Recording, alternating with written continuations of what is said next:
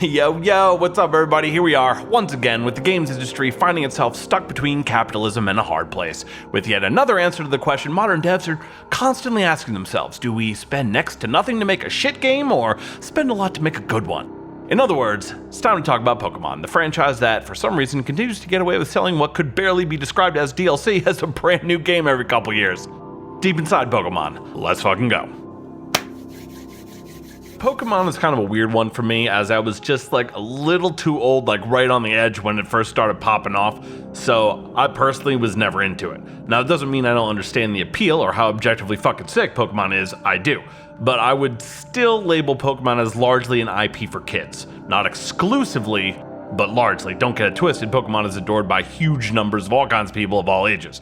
But because we're talking about the modern games industry, that means we also need to speak primarily in terms of money and revenue. So while I'm very aware that millions of different types of people all over the world love Pokemon, in order to understand what's going on here, we need to focus instead on what the companies responsible for Pokemon focus on. And that is the money it makes and where the majority of it comes from. And for better or worse, that's kids. But let's back up just for a moment. As you're undoubtedly aware, the newest entries in the longest running cockfighting series Pokemon dropped recently, Pokemon Scarlet and Violet, and it looks like they're kind of shit. I'm sorry to say that so far it does look like standard affair for a media-endorsed AAA game that's not supposed to fail. Access Media score is firmly in the fence-sitting area of mid to high 70s, with the user score all the way from Google to Metacritic barely reaching 3.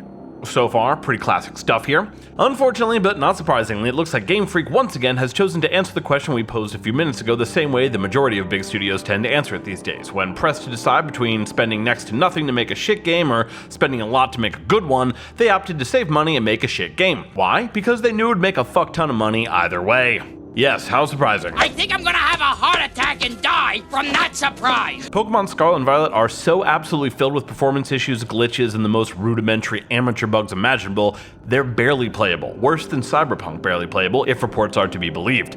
This garbage is so lazily done that you can do shit like plugging in a second controller and using its joystick to double your run speed. Now, I don't know too much about coding, but I do know that that sounds exactly like the kind of thing that happens when you're too lazy to change the default settings of a function template you imported. Wow. We're at such a low point now that we've basically been buried alive.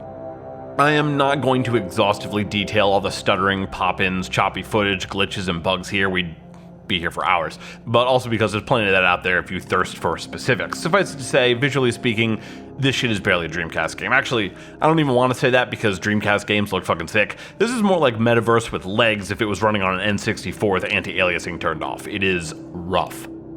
However, because I don't like to be exclusively negative in the rare instances where it can be avoided, for what it's worth, there do seem to be some areas of the game that are actually decent, bordering on well done. The open world has generally been considered good by most people and a crucial advancement of the formula. The gameplay in general is finally evolving as well, and there's actually a good amount of ambition present, so that's something, I suppose. Now, despite those numerous points in Scarlet and Violet's favor, overall I'd say the technical state of these games can be described as unfinished at best and abysmal and unforgivable at worst. So bad, in fact, that a few legacy media outlets are breaking with the trend and leveling some honest criticism for a change. Oh, how about that?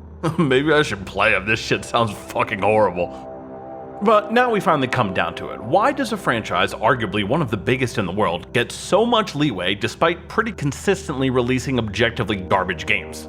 Well, that's obvious. It's because they make fucking money, and that is the only thing the publisher gives a shit about. Now, as for whether their quality or lack thereof is the result of too strict a release schedule or workload balancing or whatever, or if it's just another example of corporate greed writ large, I don't know for sure. Probably both, honestly, but especially the latter. And that's because, as I've reiterated many times, the companies responsible for making and selling these games judge them by a completely different set of criteria than we do as fans and customers. We judge them by how much fun they are, how much do we enjoy our time with the game. And of course, by those metrics, games like Scarlet and Violet fail miserably, from what I've heard. Same with Sword and Shield. Yet they continue to decline in quality, and that's because, remember, fun doesn't make money. Numbers, algorithms, and spreadsheets make money. Nintendo and Game Freak aren't judging these games by how fun they are, they're judging them on how profitable the spreadsheets say they are. How much money did they bring in versus how much did they cost to make?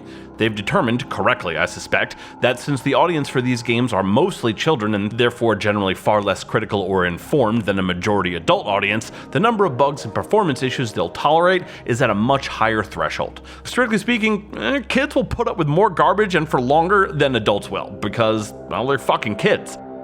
I feel like for some reason, people think that if a game makes a fuck ton of money, but customers are very visibly upset about it and didn't like it, that will somehow matter to the developers and publishers. Pro tip, it fucking does not. If a game makes ridiculous amounts of money, but absolutely everyone fucking hates it, that's still a win for them. They don't give a shit.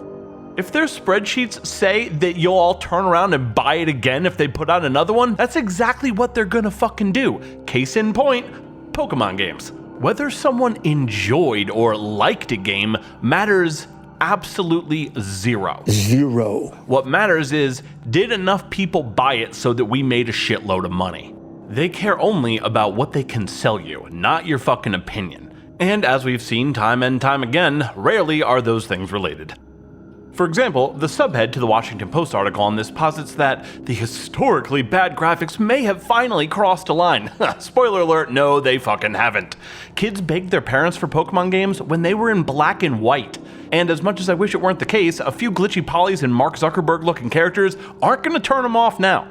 That's what Nintendo and Game Freak spreadsheets and market research data shows, so that's what they put out. It's really as simple as that. When you really get down to it, sadly, like so many other franchises, developers, and publishers these days, Nintendo and Game Freak are doing what everyone else is. They're operating largely on a what they can get away with basis. The formula they use now is basically shit game plus tons of revenue minus low overhead equals huge profit. I mean, it's really simple. They're just putting out the bare minimum for the cheapest cost that they can get away with, and this is what that looks like. Every time people buy it, they're sending the message, yes, we will put up with this. More please. So don't be surprised when they continue to lower the bar and the games are even worse next year. Because if revenue goals are hit, I promise you, they fucking will be. I fear we ain't seen nothing yet. Woke up, smoke up, blunt, then I pass out. Pass out. Woke up, what up, smoke up, blunt, then I'm back down. Back down. What? Yup, woke up, smoke up, blunt, then I pass out.